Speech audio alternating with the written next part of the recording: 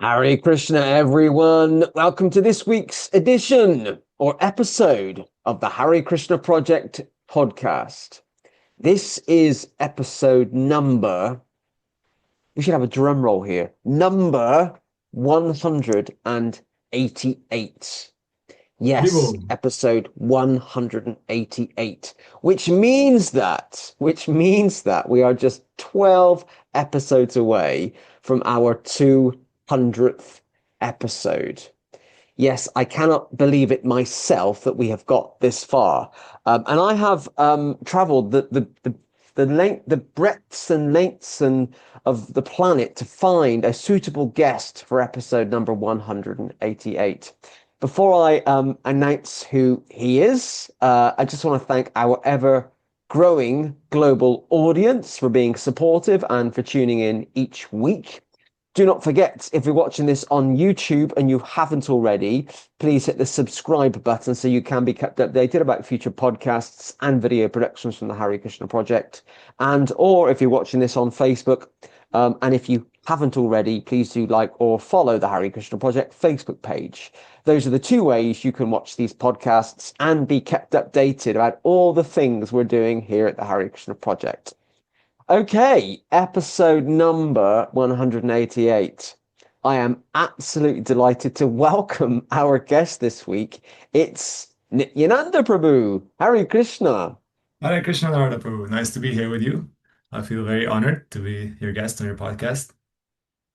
No worries at all. I feel bad that it's taken this long for you and I to sit down in this way to have a conversation because we've known each other for a couple of years, uh, and that will become apparent as to why in a moment.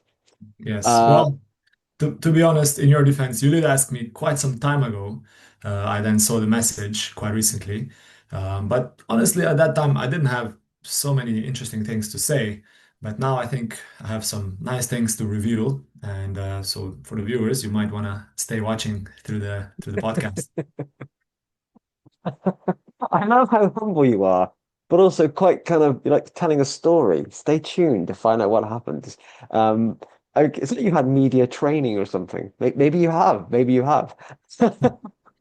Okay, Nityananda, let's start with the first question. It's the first question that every guest gets just to warm them up. Please tell us a little bit about you and where you are from. All right. Thank you again for the interview. I'm looking forward for the podcast. In regards to myself, as I've already told you in person, personally, I don't find myself to be anything out of the ordinary. I'm just an ordinary man. I grew up in Central Europe, in Slovenia. I grew up in a very, very beautiful place in the middle of the forest with nice family, nice friends, regular school activities. A very small city in a small village, actually, where everybody knew each other on a first name basis. So the first portion of my life up to this point, up to before becoming a Krishna conscious devotee, was completely ordinary. And I'm going to school, desiring to get a job, get a family, make a family, and just live my life like the ordinary, like regular. Wow, I love how you emphasize the word ordinary. You had an ordinary upbringing. Mm. Often when we look at our own backgrounds, we perceive them as ordinary, but other people might not. I mean, I don't think I've ever met anyone before that grew up in a village in a rural area in Slovenia, Mm. Slovenia. So that's quite interesting. Tell us a bit Mm. about, if you want to, your kind of upbringing in terms of, did you have a religious upbringing? Were your family religious in any way? Mm. Well, my family, they're just Catholic, Christian Catholic, but they're not practicing, so it's really only in the name. There's no routine. Even on the fasting days, they eat fish instead of just fully fasting from meat, which is completely irreligious. But there's some sense of goodness prevalent, of course, in the family as well. But when I sort of got to the age of where everybody naturally starts questioning about these ideas or these questions, is there God or is there a higher force? naturally there was no understanding. There was nobody to give me that, to impart or initiate me with that sort of knowledge. So I just, on my own, I concluded that, well, there must not be any God, and therefore I'm gonna be an atheist. And that's just how I live my life in an atheistic sense of way, all the way from 10 up to my 18th years or something like that. Mm, mm. And in terms of discovering Krishna consciousness, how did that Mm. happen for you? What's your story? Okay, thanks for asking that. It was a very, very gradual, gradual, step by step, I would say, even like sort of like an evolution in my life. Because when I got to the 16th or 17th year, obviously I started exploring a little bit more, trying to expand my consciousness, you know what I mean, as almost every teenager today went into some psychedelic waters and so on. And gradually realized that, wow, this life is not just all material, and there's deeper dimensions to life. There's many things that we have no idea I mean, how they work or that even exist. And I somehow realized that there's a layer of reality that is more fine, is more spiritual, so to say. So I started becoming gradually more interested in meditation and yoga and breath work and trying to just control my mind. That was one of my main goals that I was finding a lot of difficulty with. In fact, I was practicing meditation for like half an hour, 1 hour every day, and even went, but then I figured very quickly that my mind is really difficult to control. So that kind of kept me going in a spiritual pursuit, trying to realize who am I? Because when you even a little bit quiet your mind, you can understand that, well, there's me, the observer, and there's the thoughts, there's the mind. So I'm the one who's observing my thoughts. So, but who am I actually? So that knowledge was not available, and that question of who am I is what I wanted to find out. So that's what kind of kept me going throughout my life. And that also led me on a path towards more of the ancient practices known on this world. Just like, for example, ancient Egypt, I got really deep into that sort of stuff. I started exploring sacred geometry, um, what is this, emerald tablets of thought, or Sumerians and Atlantis, and all these kind of little mystical things that some people know about. And was really into drawing sacred geometrical, like Sri Yantras or the Flower of Life and stuff like that. And trying to advance spiritually through that. And doing all these separate separate things on completely on my own, completely speculating every single step of the way. Somehow I was able to understand that there must be some higher truth, right? That this life is not just for eating, sleeping, mating, and fighting. And there must be something higher to it all. So I could understand there's a higher force, and I called it God, although I didn't see that force as a personal force. But I could understand that there must be such a thing as God, although I thought that God was just some light or just some energy or love and so on. So after this, somehow rather, I met one very particular person in my life that very much stood out, and he was a very old, a senior gentleman who was also very much open-minded, very spiritual, connected with nature, would walk barefoot everywhere in nature. He would be hugging trees, and so we immediately had a connection. He was like a senior. He was like one of a sage from the forest, very rare person to find in a modern day materialistic city. And just out of the ordinary, we started hanging out, and just out of the blue, he said that, hey, I'm getting baptized in the Church of Latter-day Saints, or modernly known also as the Mormon Church. So he invited me. He said, hey, why don't you come along? I would like you to participate. I would like you to experience it. No strings attached, nothing at all. And he also told me that for me, it's not that I want to be a part of any religion, but for me, it's just personally trying to develop a connection with Jesus Christ.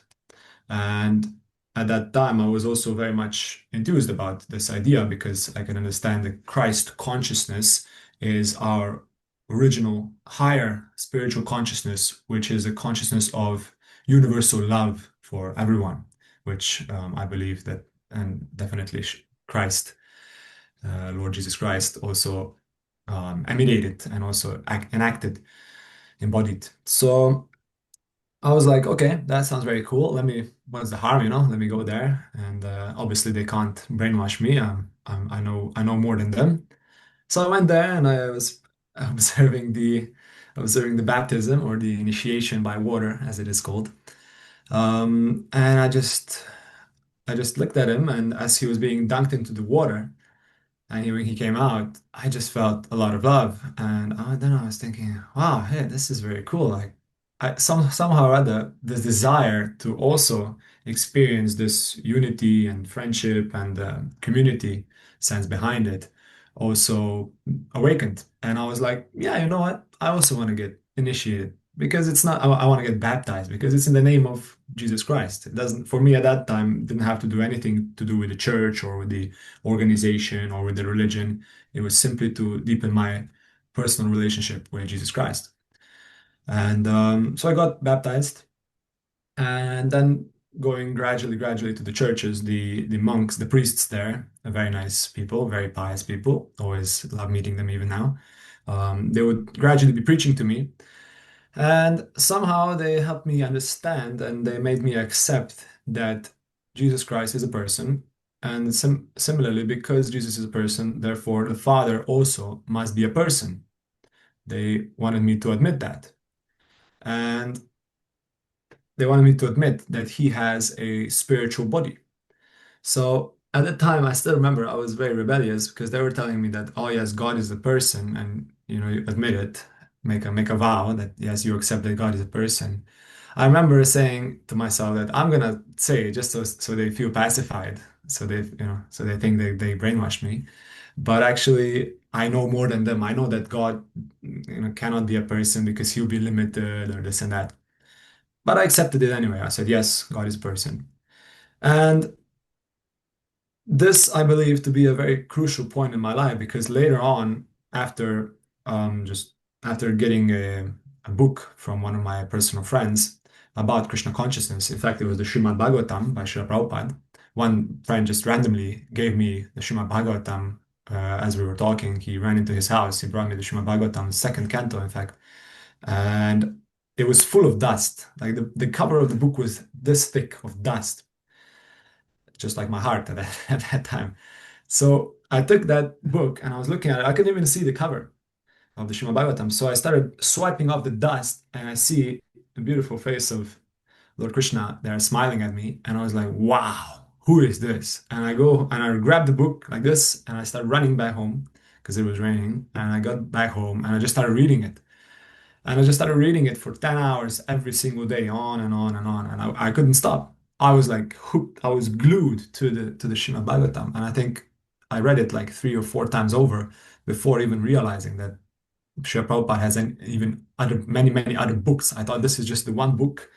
It's like the Bible, and some mysterious person wrote it. Somehow it's come to me, and oh my God, I need to know more.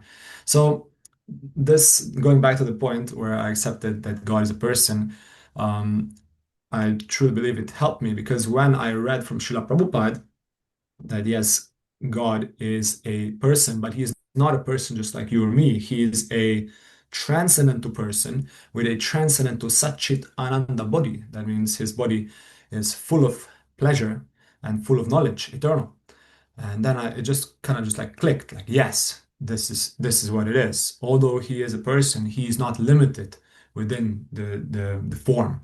So then I could fully somehow embrace Krishna consciousness. It just all connected in 1 millisecond. It all kind of connected all the things that I was exploring before, the impersonal part through the sacred geometry. I compare it to be like the Brahman effulgence, the light behind it all, and the consciousness, the unified consciousness to love everyone, the Paramatma realization, and the personal acceptance. So I kind of accepted in my heart these. Srila Prabhupada's teachings, and just went from there. Wow. It's a fascinating story. How long were you involved with the Latter-day Saints for? Very short amount of time, actually, just probably like half a year, something like that. I was just going to the every Sunday. I was going to the sermons in the church, and Mm. I remember specifically being drawn um, by the fact that they didn't have a single picture or painting of Jesus Christ suffering or specifically dead on the cross, just like it's portrayed in modern Mm. day Catholicism and so on. I was always put off by these images of Jesus Christ suffering or dying or bleeding out. Very horrible, very cruel, demoniac depictions, actually, really something you don't want to be meditating on, right? But they always, every single painting they had was Jesus Christ either preaching or baptizing somebody or helping somebody, and very inspiring. So I was very, and their whole philosophy is that Jesus Christ is alive, that he lives. So I was very much attracted by that principle, by that idea that yes, Jesus Christ is alive, and we also need to live according to his example. Mm. Mm. Thank you for that. I myself have been to a few Mormon meetings Hmm. over the years. I have met Mormons or Latter-day Saints, and I have been to so the city where I'm from.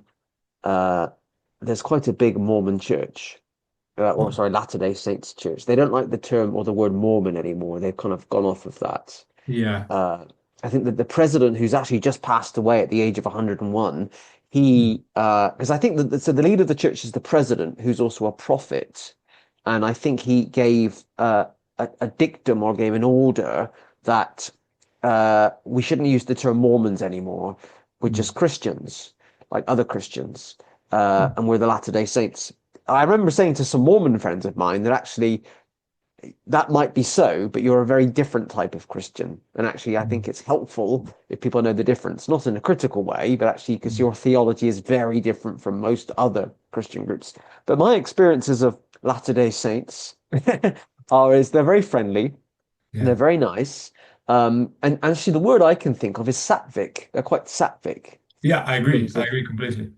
they're very kind of good, wholesome. Yes. They do they drink? They don't. There are no No. intoxicants, no Yeah. alcohol, no tea, coffee. But they do eat some chocolate, which I did ask one of them about once, and it's something to do with the beans or something, or the type of caffeine, which I didn't really understand, if I'm Mm. honest. But it was a bit weird. And they do have hot chocolate because I met some Mormons in a coffee shop once, and they did have hot chocolate, which I was confused about. Okay. Anyway, but they're very friendly, Yeah. and they're very good at preaching. Hmm. And I think we can learn from them. And actually, I Yeah. know they get a lot of criticism, but we can learn from the Jehovah's Witnesses as well. They're incredibly good at preaching. Both movements are growing.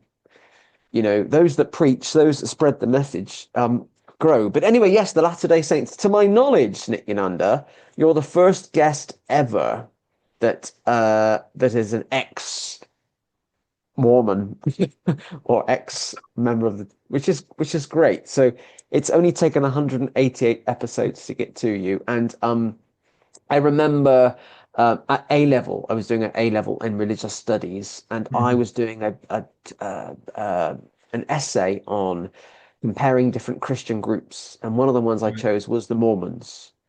Hmm. Uh, it was comparisons of the Trinity. You can tell this is something I'm really interested in. But yeah, so I'm aware of the Latter-day Saints.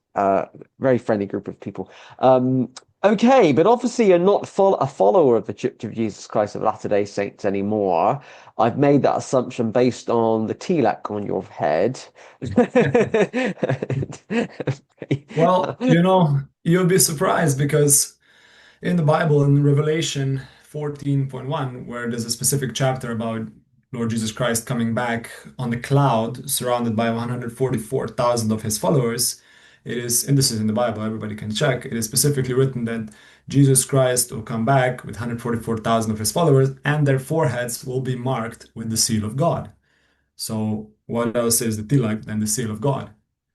So, therefore, the real followers of Jesus Christ, they wear tilak also because well, this is the natural face paint in the spiritual world. I love that. I wasn't aware of that. So thank you for that. Okay. But now, you're not 16, 17, 18 anymore. You're a bit older than that. And now you're a very, very active member, a very key important person within BLISS, the Mm, Bhaktivedanta Lives and Sound Society. And that's what we're going to focus our conversation on today. right. Please tell us a bit about your involvement with Bliss, and also just tell us what Bliss is, because a lot I know what Bliss is, but a lot of the new listeners and viewers won't know. So tell us about what Bliss is. Tell us about your involvement, and why do you continue to be involved?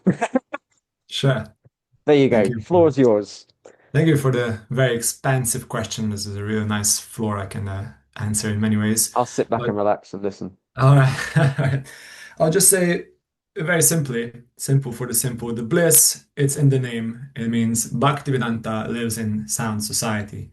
Now, everybody can understand this very clearly.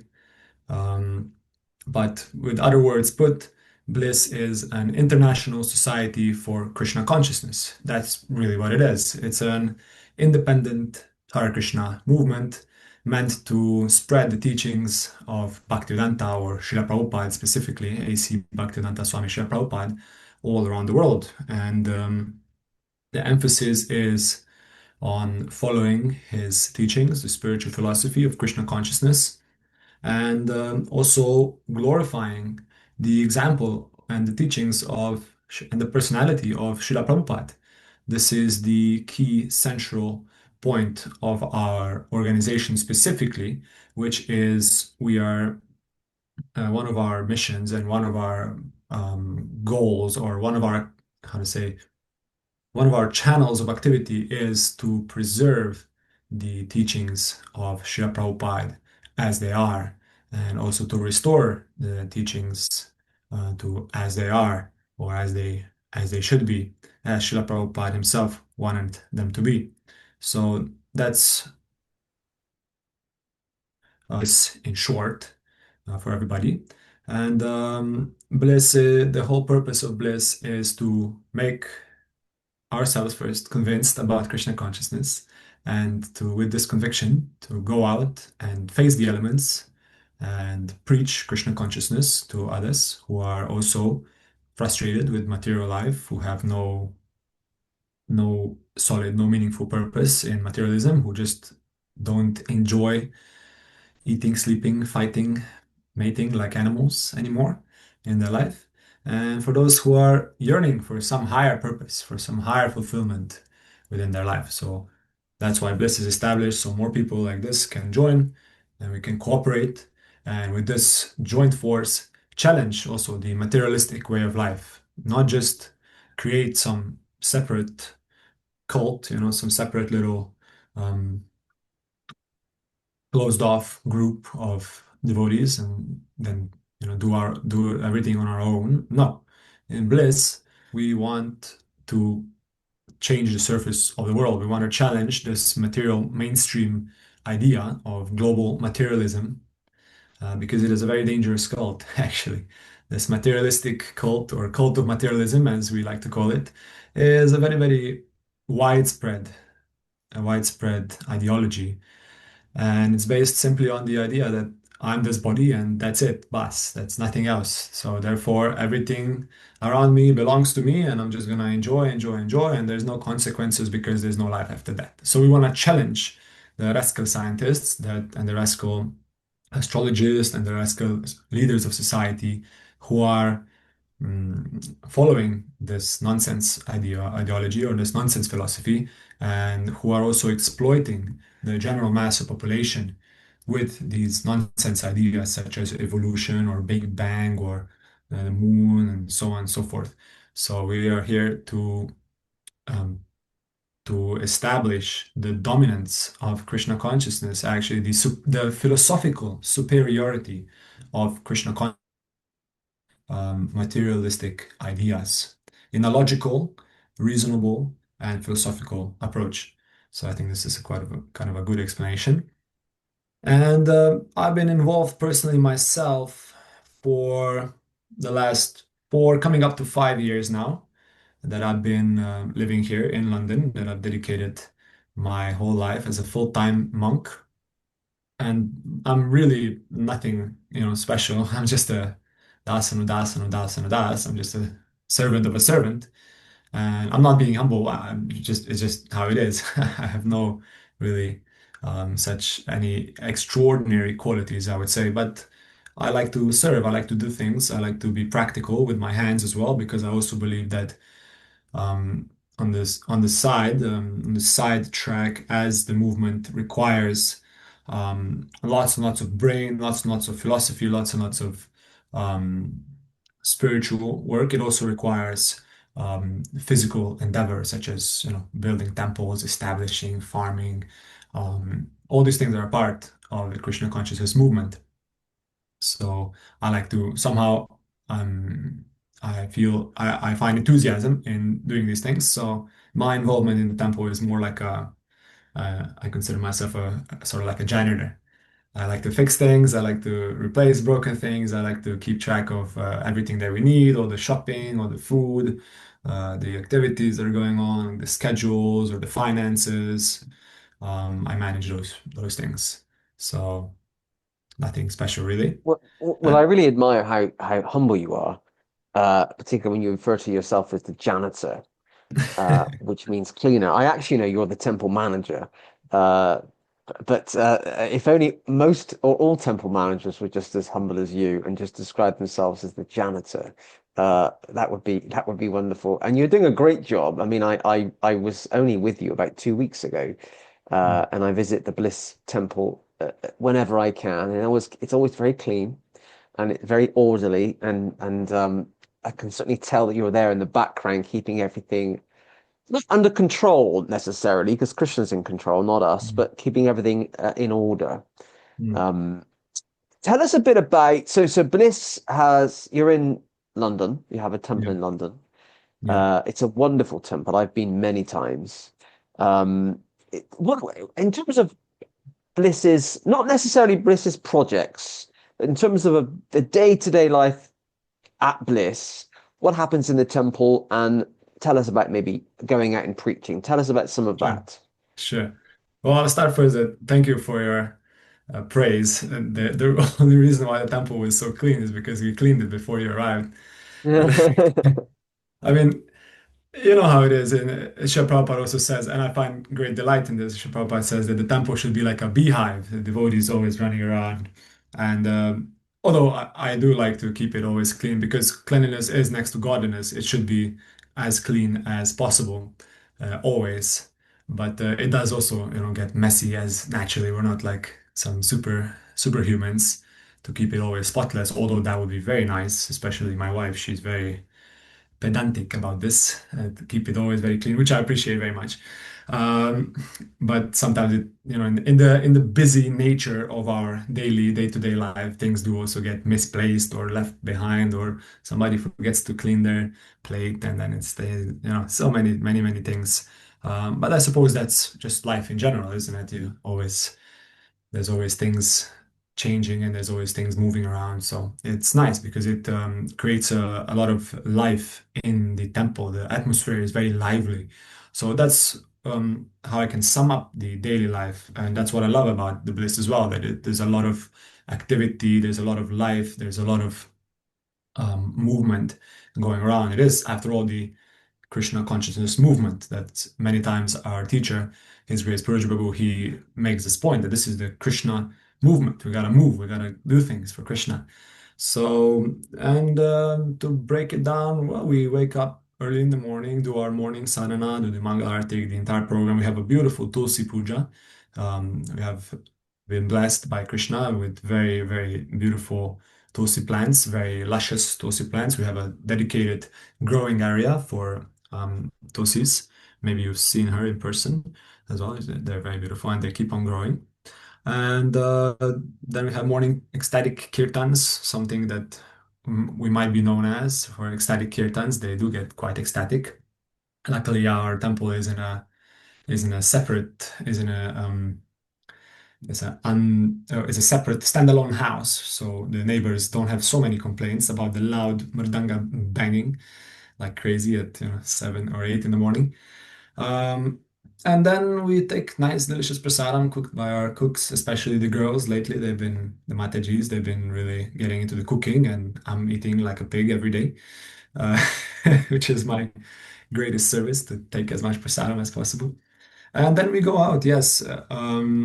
We go out, especially our most dedicated Sankirtan devotee, His Grace Dhananjaya Prabhu and his wife Hamsini Devi Dasi. They're very, very incredible, incredible Sankirtan devotees. They go out every single day, rain, cold, snow, lightning, thunder, doesn't matter. They're out there, they're distributing Srila Prabhupada's mercy on the streets. They're really, really, really heroic, very unique personalities. So we like to go in very intense or populated areas. Um, we like to distribute books there. Specifically, we were going to Oxford Street for a long time. We are going to Camden Town for some time. We like to go to Stratford. It's a nice area there as well, and we distribute our books there. And then go back for the evening program, go to sleep. So this is this is what really keeps the bliss together as a unit, that we're all fully engaged in Krishna's service.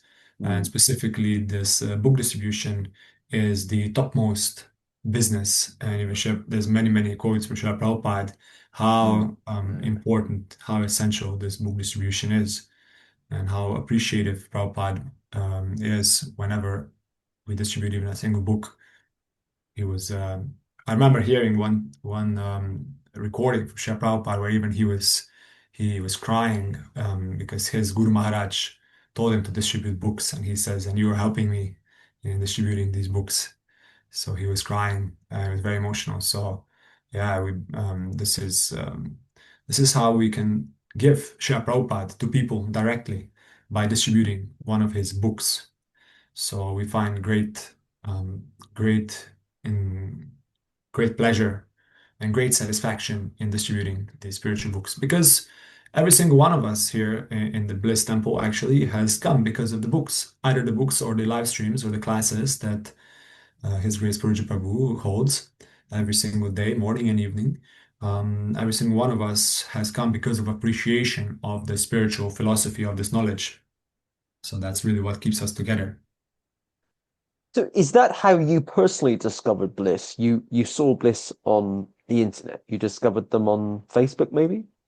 Yes, actually, I have a friend, one Mataji also. She was my neighbor actually in Slovenia, and she recommended the Blessed Devotees, particularly why I chose to um, join Purja Prabhu in London. Why I chose to join the Bliss rather than any other group is because, well, bliss is blissful. It's in the name. In some other group that I was also visiting at the beginning of my journey, I was, as many devotees have experienced, I was at the beginning very enthusiastic, very even fanatical, very, very lots of enthusiasm. Um, when I found these books, I was like, oh my God, we have to preach Krishna consciousness. We're gonna take over the world in 1 month. The whole world is gonna become Krishna conscious, and we have to preach. But in the other group, I was just met with like blank stares, and they were like, "No, it's okay. We have our little temple, and you don't have to. It's all right." It was really a lack of enthusiasm. It was very suffocating, and it really came across as no faith in Krishna, or no faith in philosophy, no faith in Srila Prabhupada, no faith in the holy name. So I was very much turned off. But then in Bliss, the immediate response was, or it wasn't even a response, because that was the whole idea from the very beginning. The first thing I remember when I turned on the live stream, the first live stream that I went to hear was Purji Prabhu preaching very enthusiastically that yes, we must spread Krishna consciousness all over the world, and we kick on the face of Mayavadi. So it was incredible. I felt very, very immediately, I felt a connection that yes, this is the person who understands, this is the person who shares the same enthusiasm about spreading Krishna consciousness all around the world, about distributing Srila Prabhupada's message. Mm, And I was really fascinated. Even now, I'm fascinated actually because, as you know, generally this enthusiasm fades after some time of practice. But in the example of my teacher, His Grace Prabhu, and that's why we take him as our teacher also, is that this enthusiasm is only increasing more and more and more, even after 25 or almost 30 years of practice. So it's very fascinating to see. And that's why I choose to stick with bliss because it's very, very blissful. mm, mm. It's And funny. also, Mhm. I was going to ask a question about Purujit, but you kind of answered it for me because you alluded to Purujit before. You Mhm. mentioned his name briefly. Yeah. Uh, I was going to say something like, "Oh, tell us about Purujit," but then you did. Mhm. Um, Well, I I mean, can say a little more. yeah, go ahead, please. The floor's yours. From how I understand is that the most powerful aspect of Purja Prabhu's preaching is that really showing us that Krishna consciousness is not just some dogmatic belief, and it's not just, some side project. It's not some little thing to do on your fun when when you're bored and you don't have anything else to do, or when you lack fulfillment from the material part of your life. Mm, No, he's showing us that it's a full-time, full consciousness engagement, and that is not just based on sentiment, but it's based on factual spiritual philosophy. mm, And that's the beautiful part, that this philosophy is unlimited.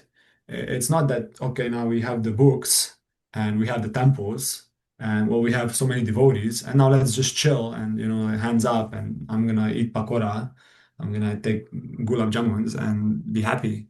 No, that's not it. And um that's why I love being in Bliss, because this movement is constantly expanding. We're also on Facebook, we're called Expand the Bliss, because that's the purpose of Krishna consciousness. It's supposed to expand not just all over the world, all over the universe, right? It's supposed to take over the entire material universes. So there's always more and more and more deeper points to explore and more things to do for Krishna.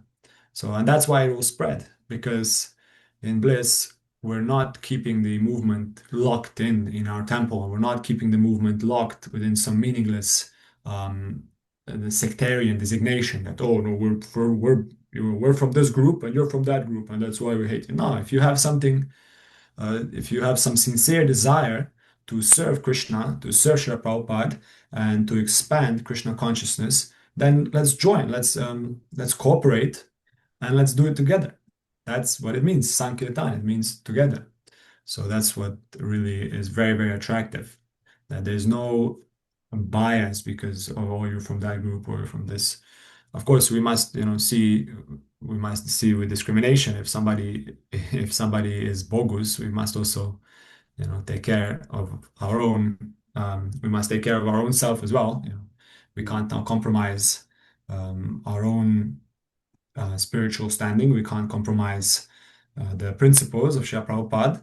But if somebody has a sincere desire to serve Krishna sincerely, then he or she will surely find this within the bliss devotees. mm.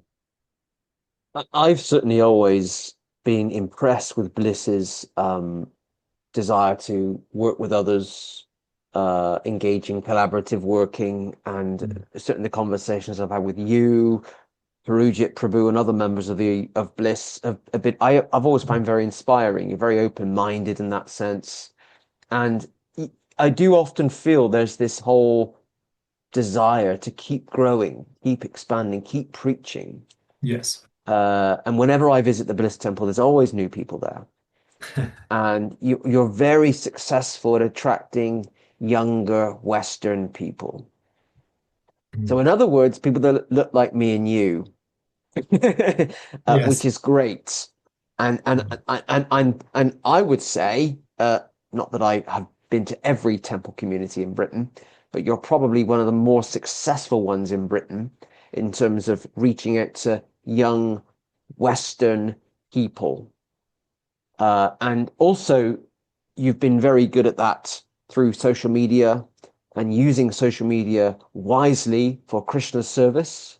Um, and the number of young Western people tuning in to watch you on Facebook, on YouTube, and on TikTok now as well is quite incredible. Yes. I mean, I think TikTok. Tell us a bit about tell us a bit about TikTok and how the temple's using it. Well, TikTok is a really wild, very, very wild platform, I must say. And it's really Krishna's inspiration. I mean, one day we were just chanting japa in the morning in our temple room, all of us walking back and forth.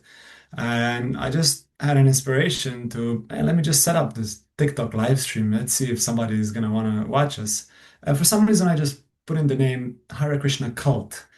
And and in like a couple of minutes there was 200 people watching, and then the next day again, and then the next day again, and then the next day again. So now every single day we have from 100 to 200 people just watching and writing all kinds of comments and sending their love, sending the donations, sending appreciation, sometimes sending some other mean things as well. Of course, there's plenty of that to go around, and sending all kinds of all kinds of nasty things, but we love it. It's a very, very enthusiastic, very active, very dynamic part of the preaching, which I think goes very well with the hip style of Bliss. In one sense, we're very traditional. We're, I would say, very, very much traditional. We keep the Srila Prabhupada and the principles, the rules and regulations, everything. The program is very traditional, even the kirtan. We don't deviate, we don't speculate, we don't make up our own tunes or so on and so forth. We keep it very strict. But on the other side, where we can, is also completely modern and hip, just like with this TikTok. We have very wild videos, and also on other social media platforms. I mean, we do many crazy things, just like we have a Hare Krishna sitcom as well. Everybody can see that on our YouTube.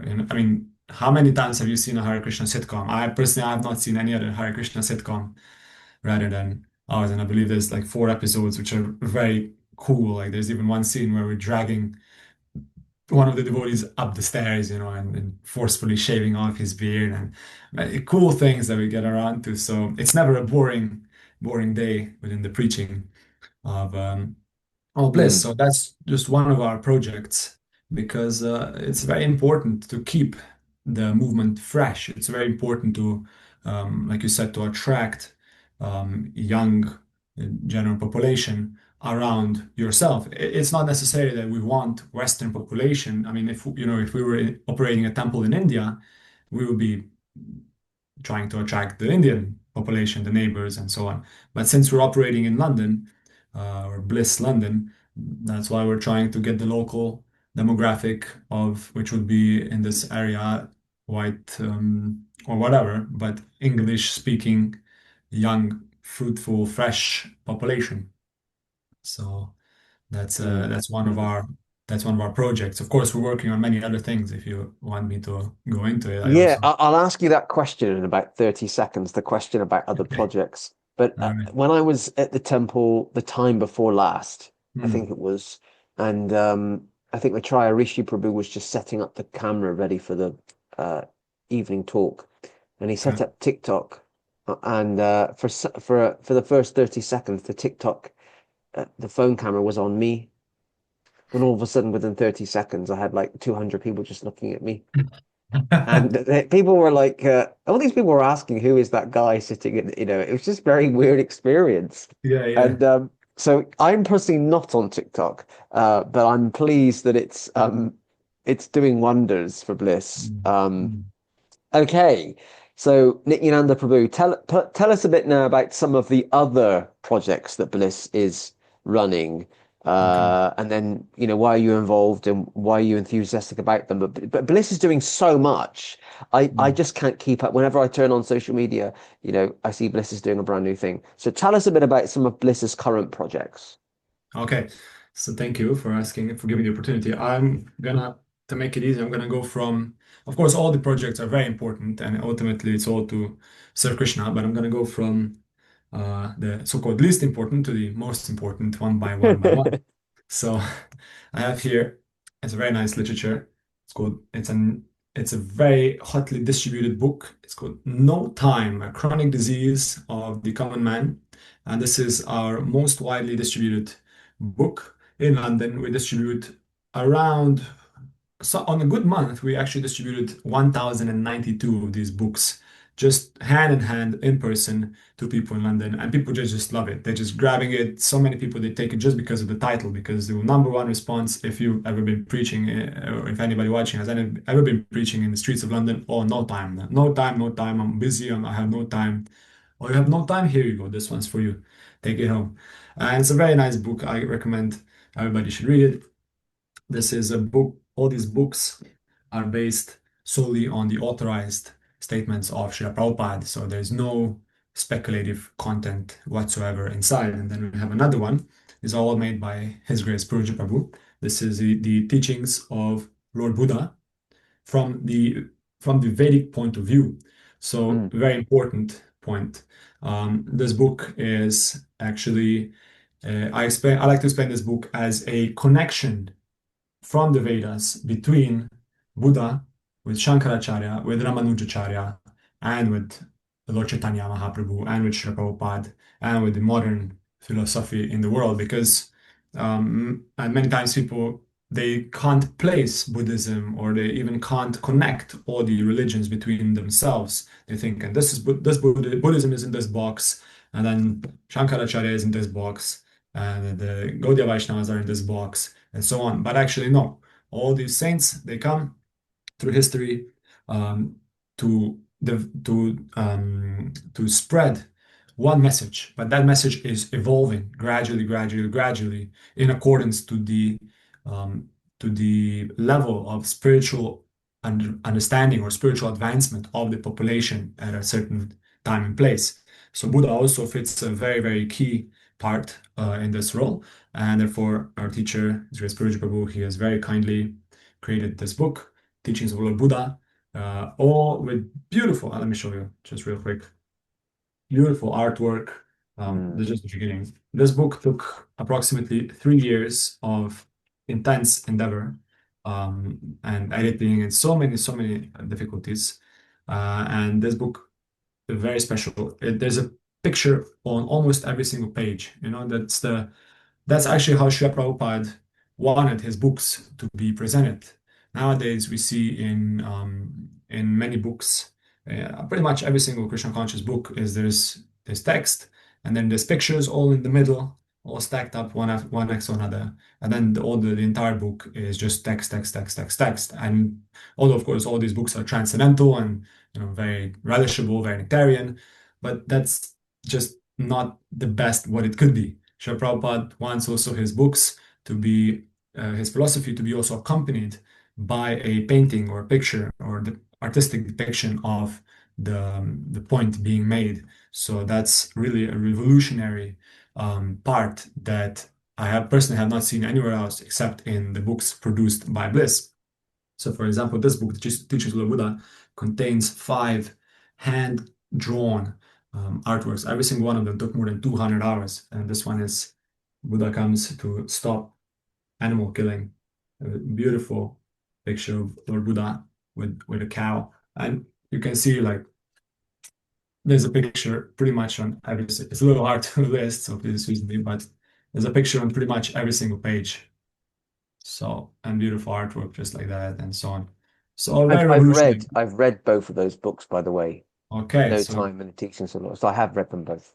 okay, what do you think? They're fantastic, great books. I mean, particularly easy to read Yes. because I also have no time. Um, I like to have Mm, a book that's quite simple, easy to read. I can mm, get through it quite quickly, mm, and so yeah, I would definitely recommend both those books. I think I did on the Hare Krishna Project channels about a year ago when I mm. read them. So, um, Right. and I remember when Maitreya Prabhu told me about the No Time book, my response was I just laughed because it's a great kind of PR thing as well, you Yeah. know. And I can understand why you're selling or distributing 1,000 a month on a good Mm. month because people would just kind of, yeah, all right, I'll take one, you know. Yeah, it's true. And so the devotees they can understand this book is very powerful. If anybody who reads it can understand also the message inside is delivered in a very powerful but challenging way. So people just respond very well, and devotees can understand that this is very powerful preaching. So if people get it, it might actually change their life, which in fact we've had many people tell us that this really made them think differently, made their view on life change a little bit. So that's what we want. These books, Srila Prabhupada said, they're like ticking time bombs. You know, you give someone this book, and even if they read a single word, they will benefit spiritually. And gradually, gradually, gradually, these books will change the consciousness of the world. So then we have our also very, very popular, very unique contribution. It's our magazine, and this is our latest issue that I'll show. I have a few, but this is the Matchless Gift magazine. So I chose this one because this is Narada Muni for you, Narada. Thank Um, you. yeah, this is our Matches Gift magazine. This is unfortunately the only Krishna conscious magazine being distributed in the world on the streets right now. So it's very unfortunate, but at least we have the Matches Gift. So far, I understand there is no other magazine being distributed in the streets. There was, of course, the Back to Godhead, which is a great, great predecessor, but unfortunately, as far as I understand, has been discontinued from being distributed in the streets. So this is a great loss, and in Bliss, we just can't let that happen. This is very, very, very important to keep the the Krishna conscious philosophy flowing in the streets through the consciousness of population. That's why, under the guidance of Prabhu, he is the main editor, as you can see here from the editor. Um, this is his genius idea to spread our writings and our ideas and in a monthly basis. So we write all these articles ourselves and we create all the artwork, very unique. Hold on, let me show you this one. Very beautiful. Look at that. Even sometimes these pictures are so nice that I sell the magazine to some person just on the basis of that you can cut out the picture and have it framed and look at that, like incredible. Mm. This is amazing. And this is a really good example of utilization of even AI art. Some people complain about, AI being used to make art, but those people are very backwards, very foolish, because everything can be dovetailed in Krishna service to make a beautiful magazine, just like this one. And yeah, we have this is the one that I'm showing you is the 28th issue. And therefore we have now already 28 of them. This one is a previous one also. Just wanted to show one of my personal favorites. Very beautiful uh, picture of Krishna. Did you just say the 20, that was the 28th issue? Yes, And you're doing one a month? one a month. Yes. So we've So been running for, it's almost 3 years old, or 3 years old well, already. yeah, yeah, two No, and a no, half coming up. Yeah, 2.5. Yeah. coming up in 2.5 years. That's gone incredibly quick. I remember I when you know. launched it. Yeah, yeah, And yeah. if I'm really honest, when I saw the announcement online that you'd launched a magazine, I thought, well, that's very brave of them. We're Mm, living in an era where newspapers are going out of print. mm, That's why newspapers are becoming more expensive because less people buy mm. them. And most people just read things on the internet. I thought, wow, that's very courageous. And Right. true to form, Bliss always bucks the trend and exceeds my expectations every time. Mm. And I just can you just confirm, because I think I got what you're saying. The Matchless Gift magazine is currently the only uh, Hare Krishna Bhakti Yoga magazine distributed on the streets anywhere in the world. Yes, so far I'm aware. Unless there's someone else that is doing it, please excuse me. I don't want to take away from your glorious, glorious service, but so far I'm aware this is the only magazine that's being distributed widely.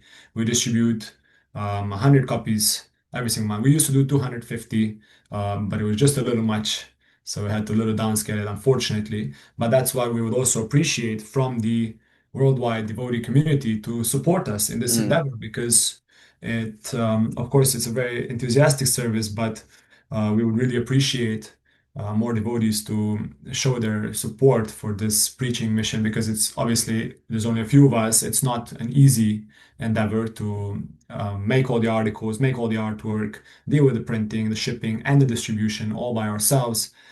So we are asking everybody to show some support by subscribing, and they can receive a physical copy of such a beautiful matches gift every single month right to their doorstep. I mean, how incredible!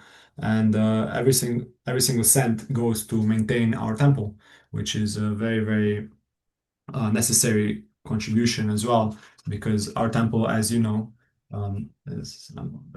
as you might know, is a fully independent temple in the heart of one of the most expensive cities in the world.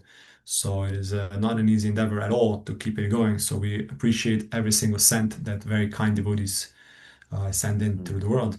So now, if with your permission, I would Yes, connect yes, this one. So yep, as you see, please. this is a picture of Srila Prabhupada or Abhay Charan Day when he was, oh, that's His Divine Grace Srila Prabhupada, when he was a little younger. Here he was in his Grihasta age, Grihasta Lila. So we put this on the cover because it is, I don't know if you can see it, yeah, is the biography of Srila Prabhupada authorized. So here is being spoken about some biography. So what is that biography? Well, this is our biggest literal project as of now, and probably will be for BLISS. And this is the Bhakti Vedanta. This is the biography of Srila Prabhupada. This is the Well done. What a huge achievement. It's, is and can you just turn it, yeah, yeah, so we can see the thickness. Yeah, it's it incredible. And I is have huge. been to the temple 2 weeks ago and I saw and I held it in my hands. I don't know if it was Right. that actual copy, but it's the girth of it is quite Oh yeah. remarkable. It's a sexual And copy. It's approximately a kilogram. It's very heavy. it's wow. And tell us about it. Tell us all about Yes. it. So this is actually just the volume one, believe it or not. This is volume one. It's going to be 4 volumes when it's all released.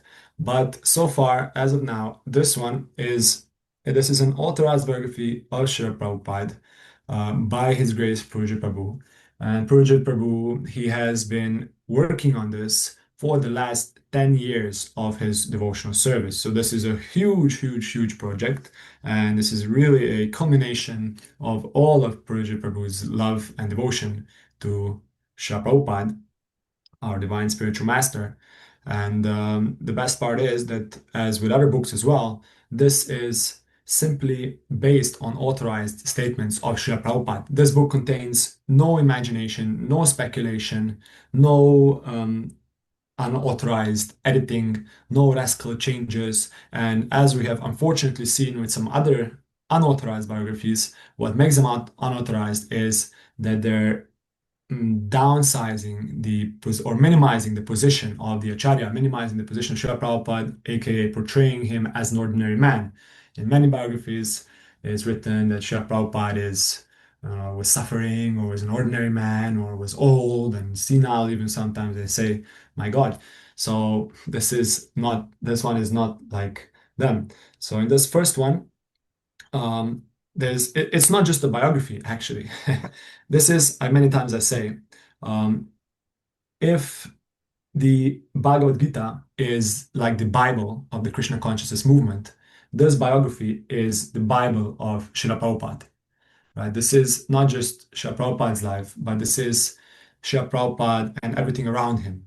So in this first volume, there's teachings, how Lord Chaitanya came, how the Acharyas came, how Srila Bhaktisiddhanta came, and then how through Srila Bhaktisiddhanta, Srila Prabhupada met him. And it's all connected with the history of India and with the history of how the British were coming to India and brainwashing all the Indians and so on and so forth.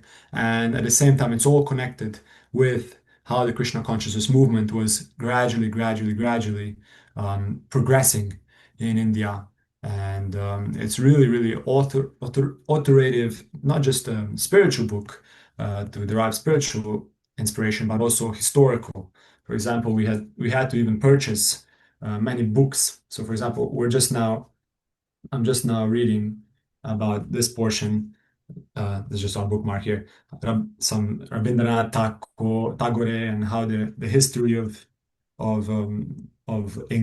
English Raj in India and so on. And let me just show you real quick. This one is going to be really hard to list, but in a similar fashion, there's very light reading because there's a picture, very authoritative, on every single page, pretty much. There's some artwork to accompany it. Okay, maybe not this one, but It's I don't know if you amazing. can. Yeah, so It's amazing. there's so many, and this book is really a combination of the love and devotion that His Grace Purja Prabhu has for Srila Prabhupada. And really, all the blessed devotees are cumulatively cooperating to make this book a reality. So, we hope that this book will not only be very widely accepted in the devotional community worldwide for the contribution that it has towards the appreciation of Srila Prabhupada, because many devotees they understand, yeah, Srila Prabhupada, he has a special position, and so he's very great personality. But this book explains how great Srila Prabhupada actually is and always will be. Not that he was in the past and now, we have new. No, Srila Prabhupada will eternally always keep a very, very special, elevated position. And the more that we realize this as devotees, and the more that we glorify Srila Prabhupada in this regard, the more the Krishna consciousness movement will spread all around the world. So that's what we're trying to spread around with this Bhaktivedanta. We're trying to help people understand, everybody understand, even specifically devotees should understand the importance of Srila Prabhupada for their spiritual life. And yeah, we're just literally as we were speaking just before, I was finishing up on the proofreading for the book. So we're all very excited. We're buzzing with energy to get it released, and then hopefully we'll be able to start stocking the libraries and universities and colleges and schools, and also the bookshelves of every single temple around the world, and also the bookshelves of each individual devotee throughout the world. So if anybody would like, I can say right now, we can take your pre-orders already. So stay in touch for that. It's quite amazing, and I will put the temple's contact details with this Okay. podcast on both the Facebook and the YouTube versions. But it's quite amazing. I'm always amazed every time I hear that Bliss is doing something new, and I know that Prujit has put a lot of blood, sweat, and tears into the production of this biography over a decade, over a Yeah. decade, and so I was pleased to see it's out. But also just again overwhelmed that that's just volume one. Yeah, me uh, too. Me too. I'm trying to work out. I mean, I did look at it briefly when I was at the temple. Mm, The mm. current volume goes up to what part in Srila Prabhupada's life? What age was he? What period of his life? This volume one goes up to the part where he meets His Divine Grace, Srila Bhaktisiddhanta Saraswati Maharaj. But before that, let me just read to you real quick. Can I just ask Yeah. for clarity? How far along are we in the podcast so I know how much to. Well, we're doing fine. We've been chatting for about an hour. We've Okay, been that's chatting for good. about an hour. We're That's doing we're great. doing great. We're doing great. Nice. So, for example, it starts off with Lord Chaitanya appears, right? Then it's Lord Chaitanya, his Leelas, Lord Chaitanya meets Ramananda Rai, Brahmana Kurma, the Shikshastakam prayers, and so on and so forth. And then from Lord Chaitanya, it goes um, to Kas Goswamis, Prakriti Sahajiyas, Saki Bekis, so on and so forth. And then Srila Bhaktisiddhanta Bhakti Vinod Thakur, how he revived the preaching, how he defeated all these Sahajiyas. And then from Bhakti Vinod Thakur, it goes into Gaura Kishore Das Babaji, his importance, and then Srila Bhaktisiddhanta Saraswati, Brahmana Vaishnava, desire for world preaching, and then how they defeated the Kas Goswamis. And then there's a little definition of the pure devotee. The pure devotee, who is a pure devotee, how he doesn't fall down, Nitya Siddha, empowered incarnation, and then from there it goes into the history of Srila Prabhupada's family. So there's a history there described, and then from there, from Gormohande from Srila Prabhupada's father. It goes into Srila Prabhupada's divine appearance and then Srila Prabhupada's childhood, what he would do in his childhood. Srila Prabhupada describes all these things in detail about himself, how he was playing around as a child, how he was climbing some temple, how he was doing this and that, how he was organizing Ratha Yatra even as a small boy. Really incredible how he was worshiping the deity like his father was, how he was imitating, how he was going to school. And then from there, from Srila Prabhupada's mother departing, it gradually transitions into the British occupation of India, how the British were coming, oppressing the Indian businesses and introducing the industry and introducing slaughterhouses and gambling and drinking and all this garbage in India. And then it transitions into Srila Prabhupada's college life, and then it ends. This chapter ends where Srila Prabhupada was in college, and one of his friends was begging him, "Come on, let's go see a sadhu." That's the title of the last chapter. Let's go see a sadhu. And Srila Prabhupada being exposed to all these bogus swamis and sannyasis and so-called sadhus and babajis throughout his entire childhood, because his father was bringing them in. He was exposed to them. He wasn't really impressed by these sadhus. He was like, why do I have to see this sadhu? I don't wanna, I don't have time for this sadhu. But then he somehow the friend it says Prabhupada says that the friend physically dragged him to see Srila Bhaktisiddhanta Saraswati, and that's where the book ends on kind of like a cliffhanger, leaves you wanting more. That how did it develop? Because Srila Prabhupada obviously obviously Srila Bhaktisiddhanta Saraswati had a tremendous impact on Srila Prabhupada's transcendental life. So this is just the first volume of the book. And for more details, then you have to the second and the third and the fourth volume that you have to wait.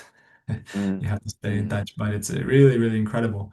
It's like you really not just get an appreciation for Srila Prabhupada, but for the whole parampara, for the entire transcendental plan that Lord Chaitanya Mahaprabhu has for this movement, and also for the Indian Vedic values and the history of the world. I'm learning so much even about the British and how big rascals they were actually, and so on. It really enhanced my view of life in total. Really incredible. Get it. Thank you for Everybody that. must get this book. Thank you for that. Thank you for that. So just to clarify, it's not available for purchase right now, but it will be soon. Yeah. Yes, it shall be available for direct purchase in hopefully 2 or 3 months. Obviously, it's a big thing to get it printed. We're working on that for the last year now, to dealing with the printing, making it perfect because there's 800 pages of transcendental wisdom, and every single word has to be perfect. And but there is availability for pre-orders, and we've already had some pre-orders made, so that helps us also um, be able to print it perfectly as we want. So any pre-order is very much appreciated, and then we can ship the book straight to your doorstep as soon as it arrives. You'll be the first one to have it. Mm, mm. It's amazing. I was trying to work out how many more volumes there might be. And of course, I don't know the answer to that, but I would imagine at least two more, at least two more Yeah, volumes. it depends, but as far as I understand, Purja Prabhu, he wants to make 4 volumes of the book. Wow. Yes. Wow. And I know that for Perugit, he spent the last decade on volume one.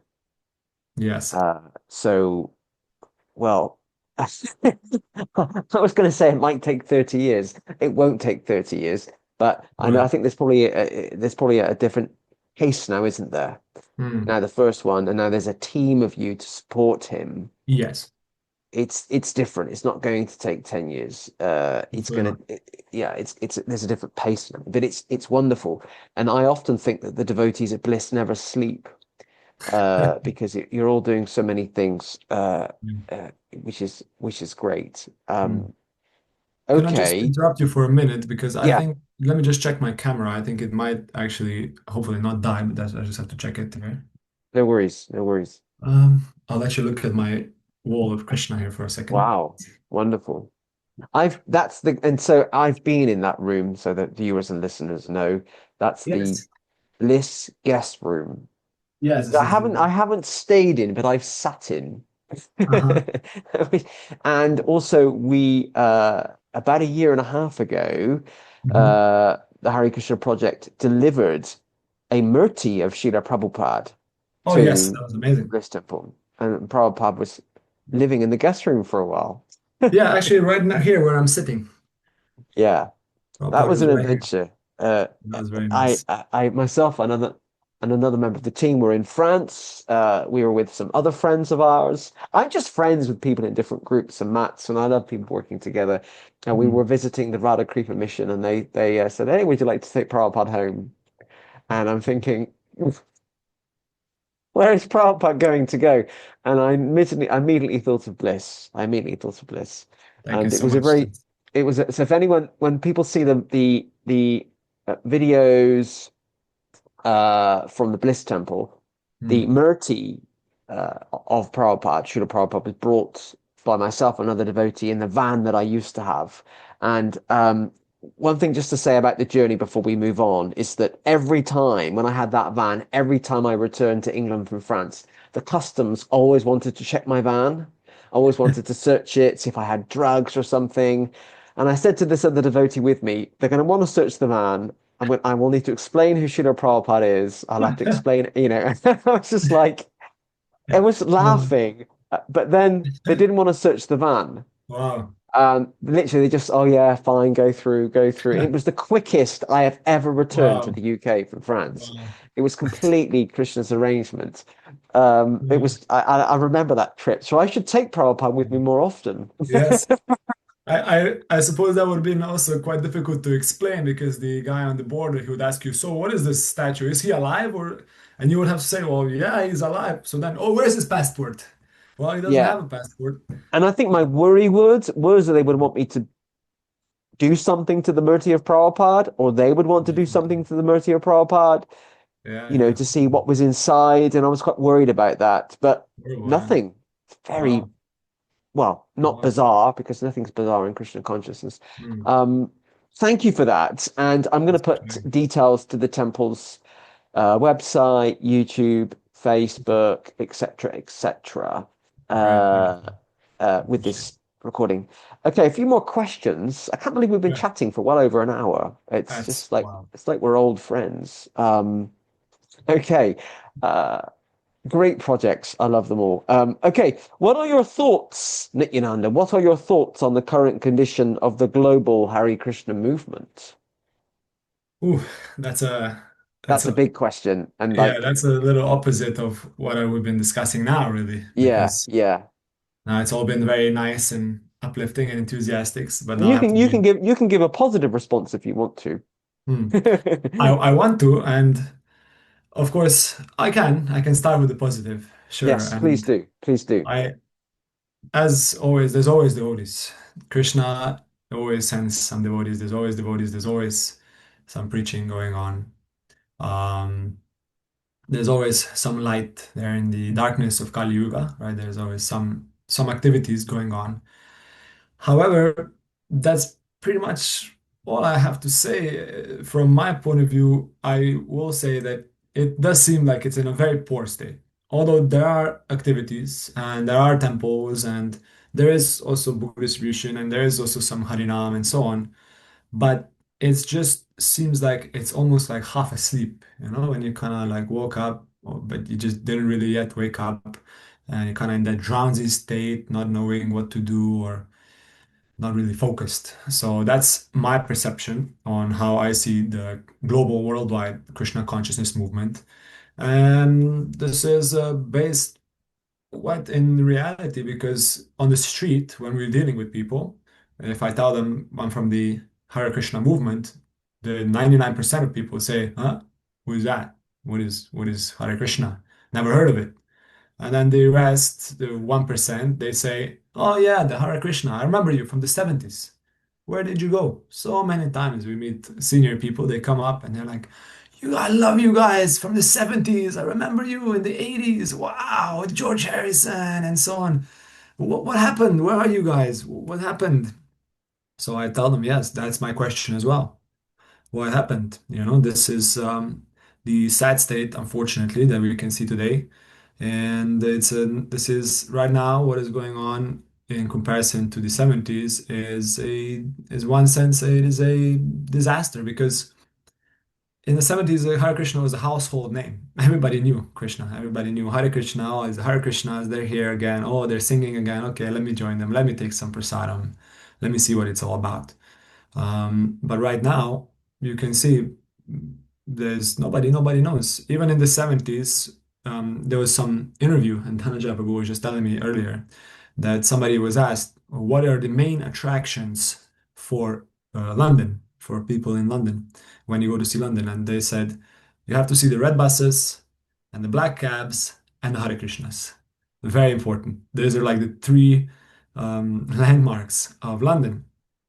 And even I found in an interview, this was an interview in July 27, it happened in 1976, where the interviewer asked Srila Prabhupada um, that he sees on Oxford Street a lot of people who are handing out the Hare Krishna literature. Many, many. So that means a lot of people. And there was another one, even when the reporter says that there's devotees all the way up and down Oxford Street chanting Hare Krishna. So that means that in the 70s, 75, 76, so on, and even after a little bit, devotees were all up and down everywhere. The main street in London, which is debatably one of the key strategic positions, one of the most important places in the world, in the entire world. London is the most important one of them, just alongside USA as well. Um, this was going on very profusely. Devotees were active, chanting, dancing, distributing books, preaching, and that's why the movement was blooming, was expanding. But nowadays, you can see well, whoever goes to London, you can't see actually because there's nothing. Unfortunately, from our experience, although there's many, many temples, many organizations, also many Krishna conscious organizations, but in London, unfortunately, the daily Harinam is generally led by one solo, one single devotee. And all glories to this very sincerely dedicated devotee. I just wish that, with a global, a huge institution, huge organization, that there would be more, at least 100 devotees every single day in the streets of London, chanting and dancing and preaching. This is because this is the core essence of Krishna consciousness. That's what that's what we need. If we want to really expand the Krishna consciousness movement, that is required. You can't do anything else. You can have 1 million, 1 million managers and whatever governing bodies or whatever you want to call it. You can have 10 trillion um, little meetings and this and that and so many things. Um, but ultimately, you have to go out there and you have to preach and you have to take the book and you have to give it to some other person. It's a personal movement, right? Krishna Mm, consciousness is mm, about personalism. So that means that personally, every single one of us has that responsibility, has that duty. We're duty bound to Srila Prabhupada to go out there, practically face the elements and distribute this knowledge. And that's what's really going to do it. It's not enough, just one devotee or five. We do a Harinam. Unfortunately, we're only also able to do it one time a week, but that's because we're struggling very much to maintain our temple. This is why we also want to expand. We want to also expand, and we would love to revive the Krishna conscious, maybe not revive, but revitalize the energy of Krishna consciousness movement and bring it to that level of where there is hundreds and hundreds of devotees on the street every single day, dancing and chanting and ecstatically jumping 10 feet into the air. That is our vision. That's possible and that is required. Personally, when I see all the wars and all the chaos and the drama and all the fighting that's going on in the world and all the division, um, I blame myself and I blame the Krishna consciousness movement or the lack thereof. And this is not, scripture, but I believe that every devotee should take responsibility. That's how I see it, that, oh, these groups are fighting. Oh, these groups are misled.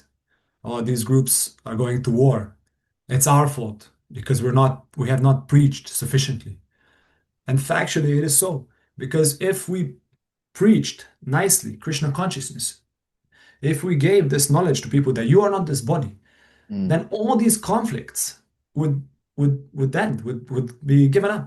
Because all these conflicts, all these divisions, the left and right, the man and women, the trans, the gay, and the Palestine, Israel, all this nonsense, the Muslims versus Jewish and versus Christians, all this is simply based on bodily misidentification. This is not who we are. We're not the body. So why are we fighting about it? That is simply because we have not done sufficient job of spreading Krishna consciousness around the world. And if we do that, the moment we attain success in that, all these fightings they will stop. And that is the real potency. That's available. That's there. It's within the movement, and we have to make it happen. Every single one of us. Mm. Mm. Thank you for that. I That's certainly, my I movement. slightly regret asking the question now because we were on such a positive Mm, trend of conversation, and then I asked you mm, this question about your thoughts on the movement. But thank you for that. I do appreciate yeah, that. And I mean, I've traveled a lot. I've spoke to a lot of people, but and I would say that there is so I agree with mostly everything you've just said, by the way. mm, And I've been consciously trying not to call the Hare Krishna movement the Hare Krishna movement at the moment because it's not moving. mm. But there are some exceptions, such as BLISS. I'm trying to use the word community. I've been doing that for about 3 months. Hare Krishna Mm, community. Because the Hare Krishna movement isn't moving. But there are some mm. exceptions like BLISS and some other groups that I know and I work with as well. Right. And yeah, and it, in one sense, it can bring about a subjective response in terms of people's experiences of the Hare Krishna movement or community and what you think. But yeah, I appreciate you sharing your views on that. But we will finish on something a bit more positive. I always like to finish on a positive. Um, uh, you and I are too young. I'm still young. Too young men in this life of European heritage, and we have made the decision to follow the path of Bhakti Yoga. Yes. That's one of the many things we've both got in common, and we've made this decision to follow this philosophy. That's a global philosophy. There's a transcendental philosophy, but it originally in this world comes from the area we refer to as India. It was revealed in India. So we've made that life-changing decision. How can we attract more people like us, in your opinion? How can we attract more Westerners uh, uh, to follow the path of Bhakti Yoga? That's a very good question. Thank you. It's very easy. Srila Prabhupada is very clear. With purity, we must be pure. Our practice must be pure. See, Krishna is pure, and Srila Prabhupada is also pure. He's a pure devotee of the Lord. So we must follow a pure devotee of the pure Lord purely. Pavitram paramam bhavam. I mean, we must purely apply the teachings of Srila Prabhupada and try to follow them. Of course, we ourselves might not be pure, but we must have that desire that, yes, let me become pure. Let me rise up to the level that Srila Prabhupada wants us to become. Let me become a pure devotee. Let me preach according to Srila Prabhupada. I might not be able to follow something, that's fine, but this is a standard. This is Srila Prabhupada's standard. Let's do it. Let's do it together. Let's make it perfect. Let's do it purely. And that purity is the key that will attract people as well, internally and externally. Everything must be clean, must be pure, pure dealings, no controversy, no, bang or this and that. That is, we cannot afford. We cannot afford. There's no time for this. No time to mess around. Let's take it, we must take it seriously. And then other people will take it seriously as well. Otherwise, how can we attract anybody if we are messing around? If we ourselves are not convinced, then why should others become convinced? Materialistic people, especially unfortunately, young and Western people, are very much convinced, just not about Krishna consciousness. They're very much convinced about college, and they're very much convinced about intoxication and woman hunting, and they're very much convinced about earning money and becoming the best, materially speaking. So we must be even more convinced about Krishna consciousness.